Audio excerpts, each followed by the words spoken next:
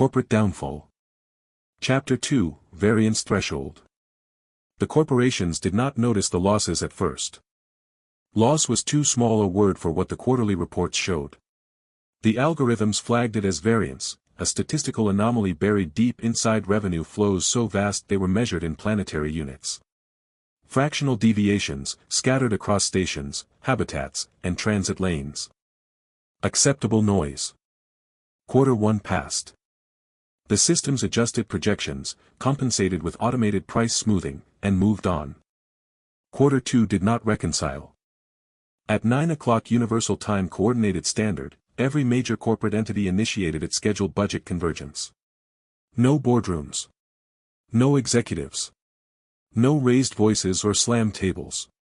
Just synchronized computation, profit models colliding, separating, and recalculating across light minutes of space. A red condition propagated. Marginal revenue decline, 0.07%. Source, unresolved. Cause, internal distribution errors. The conclusion was immediate and unanimous. Internal failure. Corporations did not assume theft.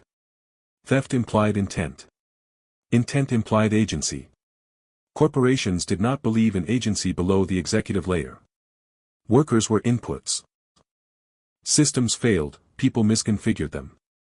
The corrective action tree executed without hesitation. Step 1, isolate human error. Across the solar system, termination notices deployed at the same moment. Low-level managers. Regional accountants. Compliance supervisors whose job was to confirm that numbers matched what the system already believed.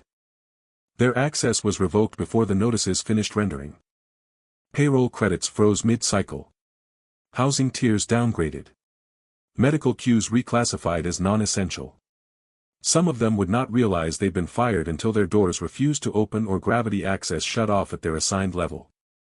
The official cause codes were identical everywhere. Failure to maintain revenue integrity. None of the fired employees had ever touched the systems responsible for the variance. Many had spent years reporting inconsistencies, minor discrepancies they'd been told to ignore, auto-closed by oversight algorithms before a human ever saw them.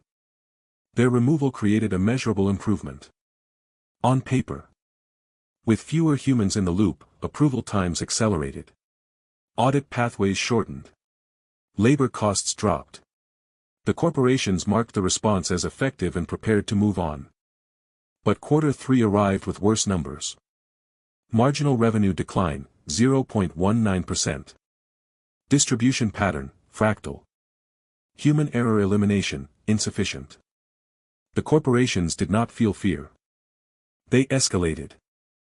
Middle management tiers were restructured into redundancy pools. Entire departments were dissolved and reabsorbed into automation stacks that had not been updated since planetary governance still existed. Performance thresholds tightened. Error tolerance shrank to 0. People were not accused. They were culled. On Ceres Station, Elias watched the fallout through the same old terminal he used to rewrite payment flows. Names scrolled past, people he'd seen in corridors, supervisors who had once signed his maintenance clearances, accountants who'd quietly approved overtime credits they weren't supposed to. All gone. The corporations believed the problem lived downward. They always did. That was the flaw Elias had counted on.